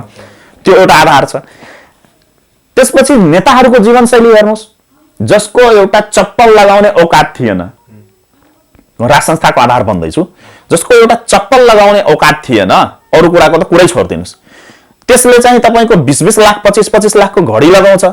अघि नै मैले भने 1 करोडको पलङमा सुत्छन्, त्यो मलेसियाबाट इम्पोर्ट गरेको, त्यो पनि मलेसियन चल्दैन, के लकडीहरूको त्यो मलाई नाम पनि थाहा छैन। त्यस्तो तपाईको 25-25 30-30 40-40 करोडको घरै गिफ्ट गर्छन् छोरीलाई, त्यो पनि बाहिर तपाईहरुकै माध्यमले हामीले पनि जानकारी पायौं, त्यसको लागि यहाँहरुलाई धन्यवाद छ हैन। बाहिर चाहिँ वर्षमा 2-3 चोटी चाहिँ त्यो फ्यामिली ट्रिपमा निस्किँदाखेरि विश्वको उत्कृष्ट सबभन्दा महँगो होटलमा गएर जीवनशैली बिताउँछ। यही हामीले फटाफट न्यूजमै विश्लेषण गरेका थियौं त्यसको। लगायतका कुराहरू, सार्वजनिक सम्पत्तिहरू हिनामिना बालुवाटार ललिता निवास प्रकरण त्यस्तै छ, वाइड बडी त्यस्तै छ, सुनकाण्ड त्यस्तै छ, मेलम्चीको गतिविधि थाहै छ हामीलाई। मेलम्ची नेपाली जनताले यो 1 महिना अलिकति पाए, त्यो पनि गयो फेरि हैन। र त्यो 27-28 वर्षमा मेलम्चीको नाममा के भयो, यहाँ कति नेताहरूको चन्द्रमामा सुनको सिबी लगाए, त्यो थाहै छ हामीलाई, भएकै कुरा हो। सबै परियोजनाहरूदेखि लिएर सबै कुरा थाहै छ हामीलाई। नेपालका प्राकृतिक स्रोत साधन, नदी नालाहरूदेखि लिएर चन्दनको लकडीदेखि लिएर गैँडा तस्करीदेखि लिएर के भइरहेछ यो हामी सबैलाई थाहा भएको कुरा हो। त्यो मैले भन्नु पर्दा मैले आरोप लगाएको होइन, नेपाल सरकारकै डाटाले भनिरहेछ हैन। वैदेशिक हस्तक्षेप भनी साध्य छैन, लामो विश्लेषण गरिसकेका छौँ हामीले। राजदूतहरू प्राइभेट नम्बर प्लेट गाडीमा 12 बजे राति नेताको घरमा जानुको कारण के त? वैदेशिक खुफिया नियोगका व्यक्तिहरू 12 बजे राति गएर प्रधानमन्त्रीलाई भेट्नु भनेको के त? त्यति मात्रै सम्भव भएन, सीमाको कुराहरू हामीले व्यापक रूपमा उठाएका छौँ। अवस्था त्यही छ। नेपाल हाम्रो यो आमा धरती, हाम्रो मातृभूमिलाई कसरी बलात्कार गरिएको छ त्यो हामीले हेरिरहेकै छौँ। चिरहरण गर्नै भएको छ नेपालको हैन। आमा हो नि त, मातृभूमि भन्दा ठुलो आमा त कोही पनि होइन। र त्यसको चिरहरण गरिएको छ, त्यो चाहे लिम्पियाधुरा होस् या सगरमाथा होस्। अब सगरमाथा जस्तै कुनै पनि देशको, खास गरी हाम्रो नेपालको त श्रीपेज नै हो सगरमाथा हैन। जसरी हामी तराई भागलाई हामीले वस्त्रको रूपमा, चिरको रूपमा हेर्छौं, त्यसरी नै टाउको शिरको रूपमा हाम्रो मातृभूमिको श्रीपेज भनेको त सगरमाथा हो। त्यो सगरमाथा कब्जा गरेर त्यसको नामै परिवर्तन गरिसक्यो, चुइक्क बोल्दैनन् यहाँ। त्यहाँ 5G टावर लगाइसक्यो चीनले, गाउँका गाउँ विलय गरिसक्यो। अब त देश त विलयतर्फ गइरहेछ नि। रुई गाउँकै कुरा हामीहरूले उठाएका थियौं हैन। रुई गाउँ नै सिंगै लगिसक्यो चीनले, कोही बोल्दैनन्। यी सबै कुरा एकपट्टि राखौं, तराजुको एउटा पलरामा त्यो राखौं। अर्कोतर्फ राज संस्थातर्फ जाउँ। राज संस्था पुनर्स्थापनाको आधारहरू के र जनता किन चाहिरहेछ भन्नु सोध्नुभयो नि। त्यसको कारण अब 2017 सालदेखि 27 सालसम्म मात्र 10 वर्षको पिरियड राजा महेन्द्रको शासनकाल। नेपालको त विकास युग हो, त्यो प्रमाणित गरिएर राख्नु पर्दैन। त्यो 10 वर्षमा मात्रै 700 भन्दा बढी उद्योग धन्दा खुल्यो नेपालमा, खुल्यो नि। त्यो मैले भनिरहेको छैन, नेपाल सरकारको डाटाले भनिरहेको छ, मैले बढाइसकेको गरेर भने होइन, माला गरेर भजन गएको त होइन, नेपाल सरकारकै डाटाले भनिरहेको छ। त्यो 700 उद्योग धन्दा कहाँ गयो अहिले? एउटा पनि छ? म एउटा मात्रै 700 मध्ये एउटा मात्रै, यहाँ पनि पढे लेखेका युवा पत्रकार, देशभक्त पत्रकार हुनुहुन्छ, यहाँसितै सोध्छु म, त्यो 700 वटा उद्योग धन्दा मध्ये एउटा उद्योगको नाम भनिदिनुहोस् जुन राम्रोसित सञ्चालनमा होस्। छैन। म्याक्सिमम बिक्री भइसकेछ। म्याक्सिमम नभनौँ, 100% भनौँ, 100% भनौँ, बिक्री भइसकेको छ। छैन, नामको लागि पनि छैन, कागजमा पनि छैन, भौतिक रूपमा त कुनै छोड्दियो, कागजी रूपमा पनि छैन। त्यो छ अवस्था। 700 उद्योग खोल्नु 10 वर्षमा भने यिनीहरूले 32 वर्षमा 7 वटा पनि खोले। सबैलाई पासपोर्ट थमाएर विदेश भगाए। या त नेपालमा बस्छस् भने बन्दुक बोक। माओवादीले भन्यो मेरो घर परिवारलाई, मलाई प्रधानमन्त्री र राष्ट्रपति, भित्ते राष्ट्रपति हुन् नि त, प्रचण्ड त भित्ते राष्ट्रपति हुन् नि त। त्यो मैले आरोप लगाएको होइन नि, उनीहरूले आफै लेखे हो नि त। काठमाडौँ मात्र होइन, देशको कुना कुनामा लेखेका थिए नि, गणतन्त्र नेपालको प्रथम राष्ट्रपति कमरेड प्रचण्डलाई लाल सलाम भनेर स्लोगनै थियो नि तिनीहरूको। अनि भित्ते राष्ट्रपति हुन्, अहिले फेरि त्यो भित्ते प्रधानमन्त्री बन्दैछन् हैन। अहिले चाहिँ विज्ञप्तिवाला प्रधानमन्त्री, उति बेला भित्ते राष्ट्रपति थिए, अहिले चाहिँ त्यो विज्ञप्तिवाला प्रधानमन्त्री बन्दैछन् र अरूलाई पनि बनाउँदैछन्, आफू सँगसँगै अरूलाई पनि विज्ञप्तिवाला प्रधानमन्त्री बनाउँदैछन् प्रचण्डले। त्यो छ अवस्था। 10 वर्षमा महेन्द्र सरकारले 700 भन्दा बढी उद्योग धन्दा खोल्न सफल भएर त्यसलाई चलाएर पनि देखाए, सञ्चालन पनि गरे भने यहाँ 7 वटा खुल्यो त? खुलेन, बरु बेचेर सिधै दिए सबै। आफ्नो छोरा नाता गोता पार्टीको डोनरहरूको नाममा सबै गयो, जमिन पनि बेचिसके हैन। त्यसमा खिया लागेका पाट पूर्जाहरूलाई सबैले बेचिदिए किलोको भावमा। त्यो छ। हाम्रै जनकपुरको, नेपालमा सबभन्दा पहिला विद्युत के हुन्छ भनेर पुरा नेपाल अधिराजमा कसैले केही देख्यो भने त्यो जनकपुरको जनताले देखेका हुन्। जनकपुर चुरोट कारखाना त्यसको आफ्नै विद्युत थियो, त्यसमा हेर्नुहोस् भूत बङ्गला भइसकेको छ अहिले। त्यो मुख्यमन्त्री आवासहरू बनाएको छ एउटा कुनामा, त्यो छुट्टै हो, तर त्यहाँ हेर्नुहोस् त्यही छ। त्यति मात्रै होइन, जुन देशको आफ्नो मुद्रा थिएन, आफ्नो मुद्रा ल्याए राजाले, जुन देशको आफ्नो सिलेबस थिएन, पाठ्यक्रम थिएन, पाठ्यक्रम नेपालको आफ्नो थिएन नि त, त्यो राजा महेन्द्रले ल्याए, त्यो राजैका पालामा आएका हुन् हैन। हामी एयरपोर्टदेखि लिएर यावत विकासका कुराहरू जुन हामी उपयोग अहिले पनि गरिरहेछौँ, चाहे त्यो काठमाडौँको त्रिभुवन अन्तर्राष्ट्रिय विमानस्थल होस् या पोखरामा अहिले बन्न लागेको विमानस्थल होस्, त्यो पनि डिपिआर चाहिँ राजाकै टाइममा भएको हो नि। चाहे मेलम्चीको खानेपानी होस्, सबै राजाको देन हो नि त, यिनीहरूले त दिएको होइनन्, यिनीहरूको पालामा सम्पन्न भयो। त्यो पनि 5 वर्ष 2 वर्षको योजनाले 27 वर्ष लगाएर गरे हुन्। पोखराको अन्तर्राष्ट्रिय विमानस्थल हेर्नुहोस् अहिले पनि विवादित छ, त्यो पनि राजाकै टाइममा आएको हो। त्यो लुम्बिनी एयरपोर्टको प्रस्ताव राजाकै टाइममा आएको हो। जनकपुर अन्तर्राष्ट्रिय विमानस्थल बनाउनु पर्छ भने राजाकै टाइममा आएको हो, जुन यिनीहरूले अहिले निजगढ सार्दैछन्। हेर्नुहोस् है, विकास गर्नको लागि विध्वंस मचाएको जंगल फडानी, जहाँ एयरपोर्ट छ त्यसलाई विकास नगर्ने, त्यसलाई जनकपुरै एयरपोर्टलाई विस्तार गरेको भए भइहाल्थ्यो नि, तर त्यहाँ विस्तार नगर्ने, तर जंगल फडानी गरेर निजगढको जंगललाई सखाप पारेर त्यहाँ एयरपोर्ट बनाउने। किन बनाउनु पर्यो? किनभने त्यहाँ त लकडीहरू निस्किन्छ अनि यिनीहरूलाई तस्करी गर्न पाउँछ नि त, त्यहाँबाट आउँछ नि कमिसन। यहाँ त एनी हाउ पैसा कमाऊ। नेताहरूको के छ भने एनी हाउ पैसा कमाऊ। जनता अपना काम बनता भाँड में जाए जनता, एउटा भनाइ छ, अपना काम बनता भाँड में जाए जनता। त यिनीहरूको के छ भने आफ्नो दुनो सिधा गर्ने, देश र जनता भाँडमा जाओस्, त्यो छ राज संस्थाको कुरा। अघि नै हामीले त्यो यिनीहरूको गतिविधि त्यो छ। अब भनेपछि त अब बुझिरहेछन् नि कि यिनीहरूको भाषणमै,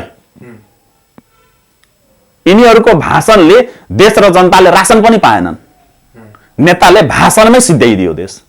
चिप्लो चिप्लो कुरा गर्ने, क्रान्तिकारी कुरा गर्ने, अग्रगमन रे के गमन रे भन्छ नि, प्राप्त उपलब्धिहरू यही हो हैन। अनि त्यो अब जनताले बुझिरहेका छन् कि प्राप्त उपलब्धि के हो र प्रतिगमन के हो।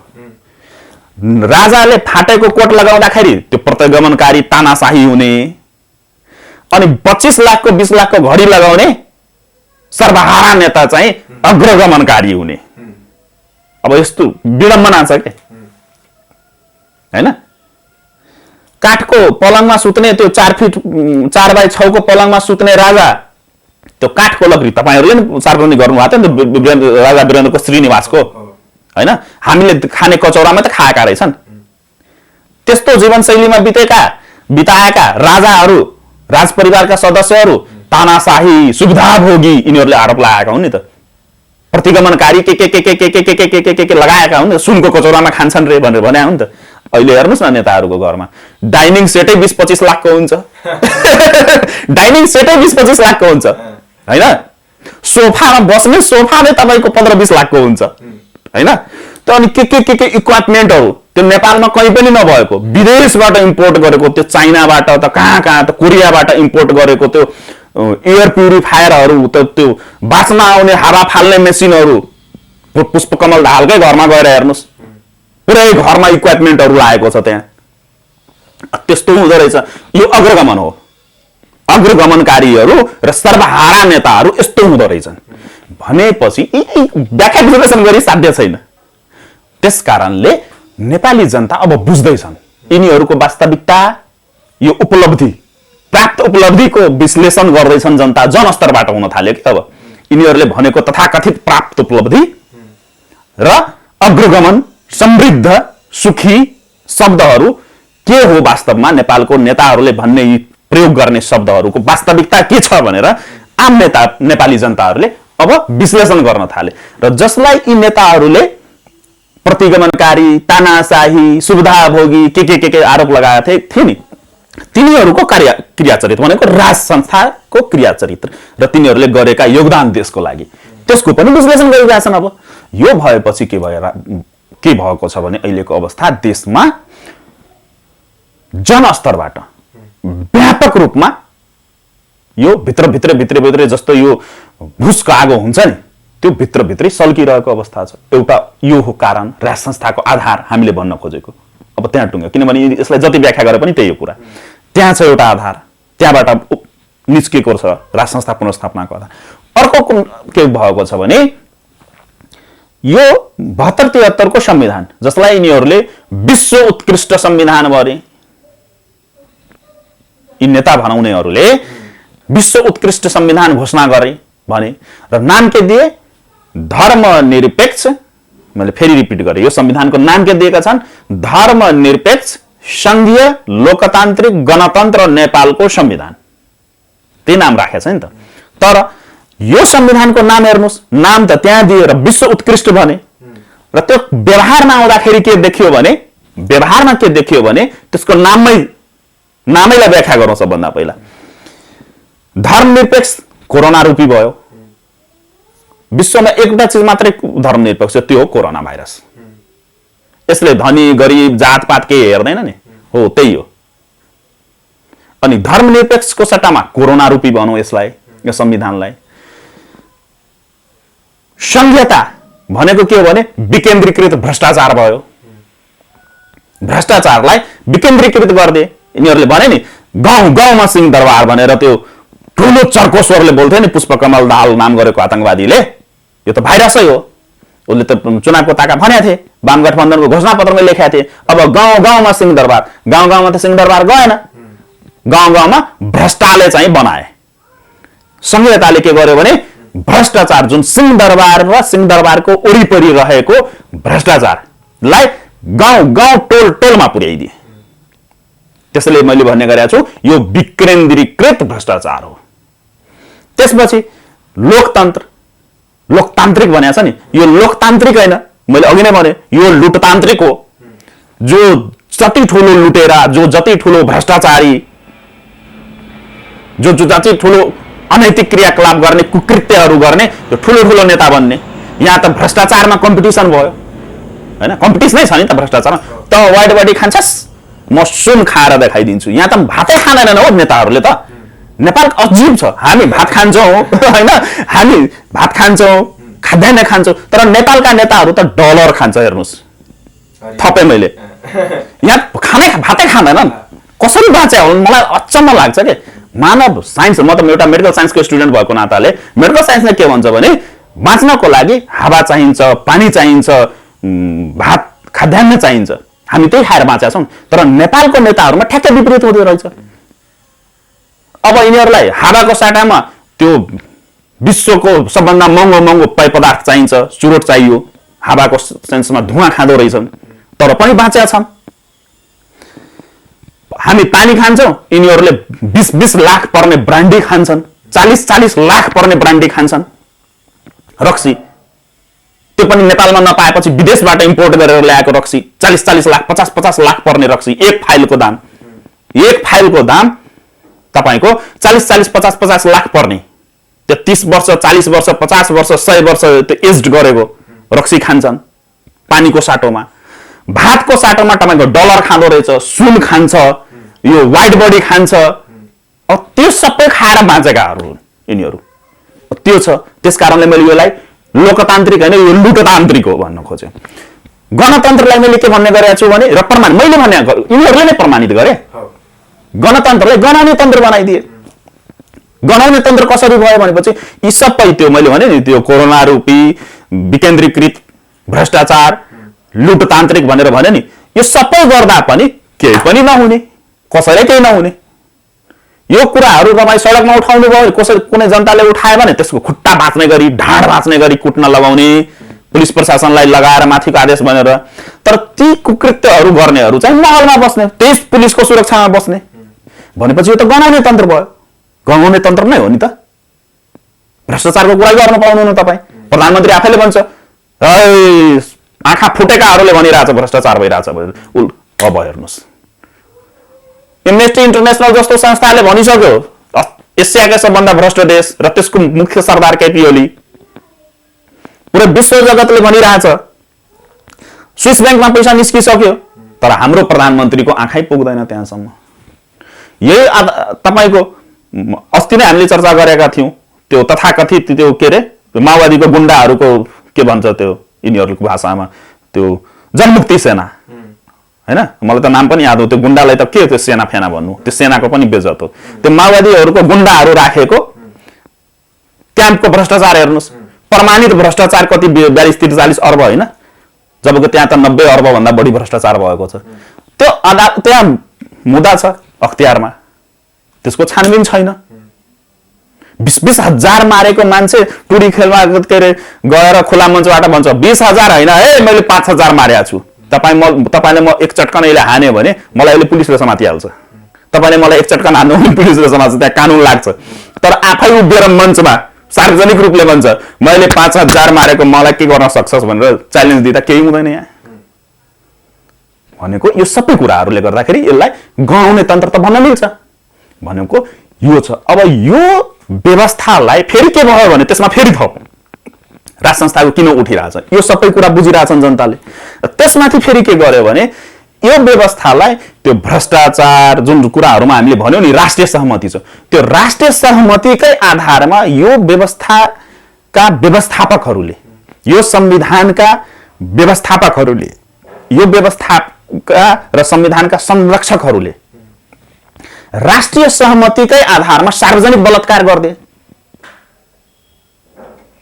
यो संविधान र व्यवस्थालाई यसकै व्यवस्थापकहरूले के गरे भने त्यो कम्पिटिसनको क्रममा जुन कुराहरूमा कम्पिटिसन भनेर हामीले भन्यौँ नि, त्यो कम्पिटिसनको कारणले गर्दाखेरि के गर्दे भने यो संविधान र व्यवस्थालाई यसकै व्यवस्थापकहरूले सार्वजनिक बलात्कार गर्दे। त्यो प्रमाणित कुरा हो। अब त्यो यो संविधान र व्यवस्था कहाँ गएर भेन्टिलेटरमा पुगिसकेको अवस्था छ, आइसियुमा तपाईँको अन्तिम दिन गन्दैछ। संविधान त छ्या पारे नि, यिनीहरू आफै भन्दैछ, मैले भने होइन है यो, फेरि सबै मैले केही भनेको छैन, मैले जस्ट स्मरण मात्रै गराइदिएको। यिनीहरू आफै भनिरहेछ नि त, एउटाले भनिरहेछ म संविधानको रक्षा गरिरहेछ, अर्कोले भनिरहेछ संविधानलाई छ्या पारिदियो। त छ्या पार्नु भनेको त्यही त हो नि, बलात्कार गर्नु हो। यिनीहरूले आफै भनिरहेछ। अब यो आइसियुको भेन्टिलेटरमा पुगिसकेको बलात्कृत संविधान र व्यवस्था कति दिन बाँच्छ? यताबाट जनताको त्यस्तो छ, यताबाट यो गतिविधिहरू छन्। अब यो सबै कुराहरूलाई गर्दाखेरि र तेस्रो तथ्य, यो दुईटा फ्याक्टर भयो, दुईटा कोण भयो, तेस्रो कोणबाट जाउँ। तेस्रो कोणबाट के छ भने अहिले हेर्नुहोस्, यहाँ आफै पढे लेखेको पत्रकार हुनुहुन्छ, हामीले पछिल्लो अन्तर्वार्तामा पनि गरेका छौँ। अहिले हेर्नुहोस्, राज्यको सम्पूर्ण संयन्त्र विश्वमा कहीँ नभएको के, यहाँ एउटा हाम्रो नेपालीमा उखान्छ नि, कहीँ नहुने जात्रा हाडी गाउँ भने जस्तो के, त्यो भएको छ। नेपालको जति पनि संरचनाहरू छन् त्यो सबै कहाँ गएर ठोकिएको छ? सर्वोच्च अदालतमा। यहाँसम्म कि राजनीतिक फैसला पनि सर्वोच्चबाट आउँदो रहेछ। लाज मर्दो, थुक्क म भन्छु क्या यिनीहरूलाई, यिनीहरू पानी मरुवा नै हो क्या, कुनै लाज शरम नभएका। राजनीतिक निर्णय चाहिँ सर्वोच्चबाट ल्याउने हो त, मैले फेरि सर्वोच्चलाई भने होइन, यिनीहरूको गतिविधिले नै सर्वोच्चले त्यहाँ टेकअप गर्यो। यिनीहरूले आफूमा मिलाएको भए सर्वोच्चलाई त बोल्नै पर्दैन थियो नि त। अब साधारण कुराहरू देशको जति पनि तपाईको कार्यपालिकालाई हेरिसक्यौं, व्यवस्थापिकामाथि अघि हामीले त्यत्रो टिप्पणी गर्यौं, कार्यपालिकालाई हेरौं, त्यो गैर संवैधानिक तरिकाले दुई-दुईचोटि मन्त्रीमण्डल बनाएको कारणले त्यो दुई-दुईचोटि किक आउट गर्नु पर्यो सर्वोच्चलाई, त्यो पनि त राजनीतिक कुरा हो नि। त्यहाँ त्यस्तो कुराहरूमा सर्वोच्चले बोल्नु पर्छ त, पर्दै पर्दैन नि। अनि यो संविधान बनाउने बेलामा के बनाएको हो नि यिनीहरू, त्यही भएर भनेको मैले। त्यो अवस्था छ।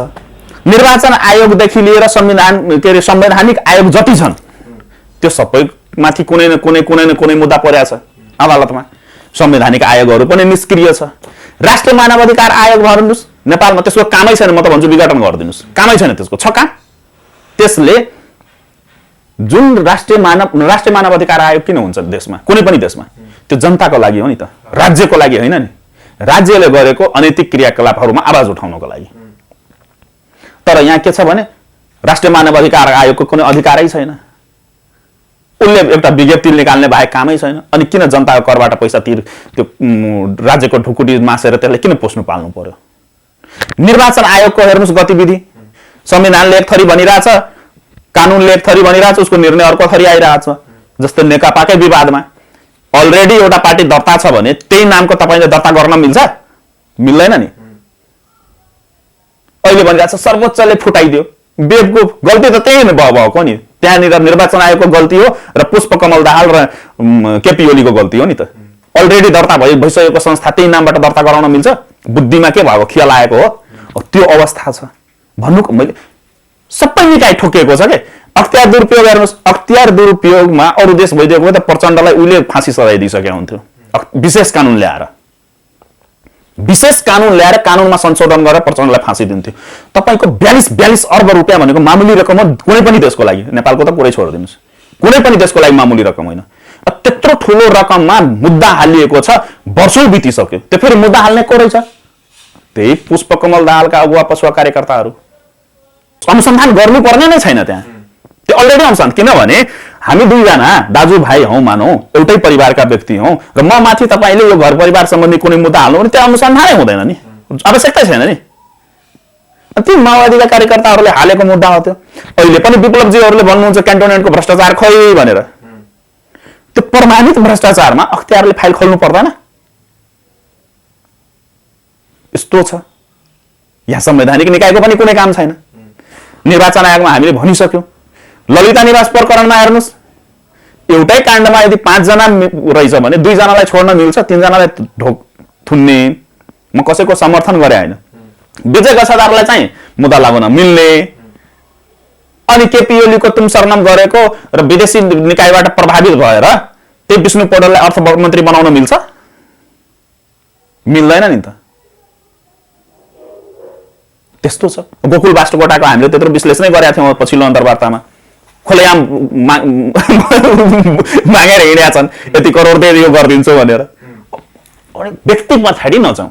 भन्नुको तात्पर्य यो सबै समष्टि, यो तेस्रो कोण, यो सबै कुराहरूले गर्दाखेरि के आधार तयार हुन्छ भने नेपालको लागि, नेपाल र नेपालीको लागि एउटा निरपेक्ष संस्था चाहिन्छ र त्यो निरपेक्ष संस्था राज संस्था हो।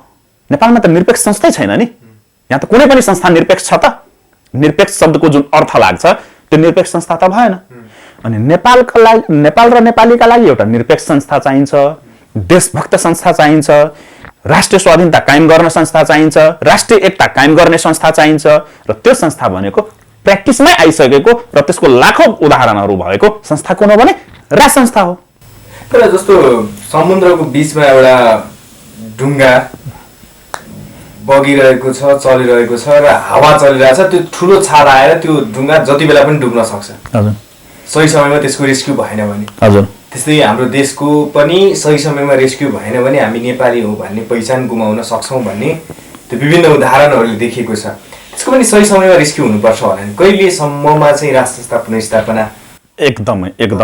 एकदमै गम्भीर प्रश्न उठाउनु हो। मैले यहाँलाई स्मरण गराएँ, हुन त याद होला यहाँलाई, तर पनि मेरो मुखबाट सुन्नु खोज्नु भयो। पछिल्लो अन्तर्वार्तामा यसमा हामीले टिका टिप्पणी गरेका थियौँ, विश्लेषण गरेका थियौँ। के छ भने यहाँले जुन भन्नुभयो नि समुद्रमा नाउ चलिरहेछ, त्यति बेला उछाल आयो या तुफान आयो र त्यसले नाउ डुबाउन सक्छ भनेर, त्यो सक्छ, सम्भावना सकिसक्यो रोशनजी, सम्भावना सक्यो। अब सम्भावनाको कुरै नगरौँ, देशमा सम्भावनाको कुरै नगर्नुहोस्, यस्तो होला भनेर हाइपोथेटिकल कुरा नगर्नुहोस्। अहिले नै हामीले यो अन्तर्वार्तामा जुन विश्लेषणहरू गर्यौं त्यो विश्लेषण होइन, यो यथार्थ हो नि त। जस्ट हामीले पब्लिकलाई, आम जनतालाई स्मरण मात्रै गराएको नि, वास्तविकता त त्यही हो। र यो वास्तविकताले के तथ्य उजागर गर्छ भने, यो सबै विश्लेषणहरूले के तथ्य उजागर गर्छ भने यो उछाल आउने होइन, उछाल आएर नाउ डुब्ने अवस्थामा पुगिसक्यो। भन्नुको तात्पर्य के हो भने मैले पटक पटक मञ्चदेखि लिएर आफ्नो सामाजिक सञ्जालदेखि लिएर इन्टरभ्यूहरूमा पनि मैले के भन्ने गरेको छु भने नेपाल विसर्जनको मुखमा पुगिसक्यो। नेपाल भन्ने देश अब ठ्याक्कै ढोकामा पुगिसकेको छ, विसर्जनको ढोकामा पुगिसकेको छ। अब यो अवस्थामा के हुन्छ भने विवेक प्रयोग गर्दै आम जनताले, जनताकै दायित्व हो यो, तपाईँ हामी एकजना दुईजनाले गरेर केही पनि हुँदैन हैन, किनभने देश त हाम्रो सबैको हो नि, साझा हो नि। अनि यसमा के हुन्छ भने विवेकपूर्ण हस्तक्षेपकारी भूमिका आम नेपालीले खेल्न सकेनन् भने यो तपाईको आउने निकट भविष्य, एकदम निकट, त्यो 10 वर्ष 20 वर्ष भन्न खोजे हैन मैले, यो यस्तै रहिरह्यो भने अबको यो अषाढ पछि एउटा सिन क्रिएट हुँदैछ नेपालमा, चाहे त्यो प्रतिनिधि सभाको पुनर्स्थापना होस् या विघटन होस्। अघि नै हामीले त्यत्रो विश्लेषण गर्यौँ, त्यहाँबाट एउटा ठुलो सिन क्रिएट हुँदैछ र त्यो सिनले के गर्छ भने, त्यो दृश्यले के गर्छ भने नेपाललाई एउटा ठुलो अन्तहीन द्वन्द्वमा फसाउँदैछ, जसलाई थेग्न सक्ने क्षमता नेपालको राज्य संरचनाको क्षमताभन्दा धेरै माथिको कुरा हो। त्यो यहाँको राज्य संरचनाले थेग्नै सक्दैन, त्यो द्वन्द्वलाई थेग्नै सक्दैन। एउटा जाबते माओवादीहरूको 1500 जनाको गुण्डाहरूले चलाएको के अरे जनयुद्ध होइन, त्यो मनयुद्ध हो। त्यो के मनयुद्ध, धनयुद्ध र त्यो के अरे भनौँ आतंक भनौँ, पुष्पकमल दाहालका गुण्डाहरूले सञ्चालन गरेको त्यो आतंकलाई त राज्य संयन्त्रले थेग्न सकेन भने जुन दृश्य देखिरहेछ देशमा, त्यसलाई त संयन्त्रले थेग्न सक्दैन नि। अनि यहाँ तपाईँको अन्तर्राष्ट्रिय सेना भित्रिन्छ र त्यसको आधारहरू तयार भइसकेका छन्। नेपाललाई विश्वले जति बेला चाहन्छ आर्थिक नाकाबन्दी लगाउन सक्छ, किनभने त्यो एमनेस्टी इन्टरनेसनलको रिपोर्ट आइसकेको छ, वर्ल्ड ब्याङ्कले भनिसकेको छ, तिनीहरूको रिपोर्टले भनिरहेछ। हवाईमा तपाईँको प्रतिबन्ध अलरेडी लागेको देश हो यो होइन, लगायतका कुराहरू, सुरक्षाका कुराहरूमा तपाईँको प्रति वर्ष प्रत्येक 6 महिनामा तपाईँको अन्तर्राष्ट्रिय लेभलको जस्तै CIA भयो, अमेरिकाको खुफिया नियोग भयो, इन्डियाको र भयो, विभिन्न देशका निकायहरूले रिपोर्ट सार्वजनिक गरिरहेको हुन्छ। नेपाल चाहिँ अन्तर्राष्ट्रिय आतंकवादीहरूको सेफ जोन हो भनेर। त्यो मैले भनेको होइन, प्रत्येक 3 महिना 4 महिना 6 महिनामा आइरहेको हुन्छ यो रिपोर्ट होइन। त्यसपछि तपाईँको वैदेशिक चलखेल, वैदेशिक क्रीडा स्थल त यो पहिलेदेखि थियो, यो 30-32 वर्षमा थियो। अब द्वन्द्वको अवस्थामा पुगिसक्यो, मारामार हानाहानको अवस्थामा पुगिसक्यो। त्यो MCC लगायत BRI लगायतका जुन अनावश्यक सहमति सम्झौताहरू यस देशले गरेको छ विभिन्न देशहरूसित, त्यस्ता थुप्रै छन् सम्बन्ध। त्यसले गर्दाखेरि यहाँ वैदेशिक चलखेल भयो, यो सबै कुराहरूलाई हेर्दाखेरि तपाईँको अन्तर्राष्ट्रिय हस्तक्षेप हुन्छ र अन्तर्राष्ट्रिय हस्तक्षेप भएपछि स्थिति के हुन्छ त्यो हामीले सिरिया हेरौँ, लिबिया हेरौँ, अफगानिस्तान हेरौँ, इराक हेर्नुहोस् होइन, प्यालेस्टाइन हेर्नुहोस्, इजरायल हेर्नुहोस्, लगायतका थुप्रै उदाहरण छ, दर्जनौं उदाहरण छ। त्यहाँको गुगल गरेर हेर्दा हुन्छ हामीले, त्यहाँ के अवस्था हुन्छ, त्यो भन्दा दर्दनाक अवस्था हुन्छ। त्यसकारणले मैले पटक पटक के भन्ने गरेको छु भने अब समय छैन, अब सोच्ने, पर्खिने, बस्ने, चिन्तन मनन गर्ने, विश्लेषण गर्ने यो सबै समय हामीले बर्बाद गरिसक्यो। 30-32 वर्षमा 30-32 वर्ष भनेको धेरै लामो समय हो। 3 युग भनिन्छ, 10 वर्षको एउटा युग हुन्छ। हामीले 3 युग समाप्त गरिसक्यौँ। त्यसकारण अब विश्लेषण गर्ने या कुनै नेताले या कुनै व्यक्तिले आह्वान गर्ला अनि गरौँला, त्यसको पछाडि हिँड्ने जुन हामी नेपालीको पछाडि हिँड्ने बानी जुन छ, नेता बनाउने बानी, नेता बनाउने होइन। अब जन स्तरबाट यसको सल्युसन एउटै हो, जन स्तरबाट दबाव सिर्जना गर्नुपर्छ। आम देशभक्त नागरिक स्वस्फूर्त रूपले आफै सडकमा आउनुपर्छ। यो होइन कि फलानाले आह्वान गर्छ अनि हामी जाउँला त्यहाँ जिन्दाबाद मुर्दाबाद गरौँला, त्यो होइन। दलको झण्डा त्याग्नुपर्छ। सबैको समस्याको मूल जरो नै दल हो। दलको झण्डा त्यागेर राष्ट्रिय झण्डा मुनि, ओमको झण्डा मुनि गोलबन्द हुन सक्नुपर्छ र व्यापक जनसागर रोडमा आएर व्यापक रूपमा जनदबाव सिर्जना गर्यो भने बच्छ। नभए अब हामीसित समय छैन, अब 10-15 दिन हो, 10-15 दिनपछि तपाईँको गयो। असाढ सकिदासम्म तपाईँको यहाँ सिन क्रिएट हुन्छ र त्यो एकदम कन्टिन्यू। तपाईँ त्यसपछि तपाईँ प्रत्येक दिन नयाँ चिज हेर्नुहुन्छ नेपालमा। अहिले त्यो भयो, पर्सि त्यो भयो, अर्को दिन त्यो भयो, यसरी हुँदैछ। हस्याको महत्त्वपूर्ण समय विचारको लागि धेरै धन्यवाद। धन्यवाद रोशनजी।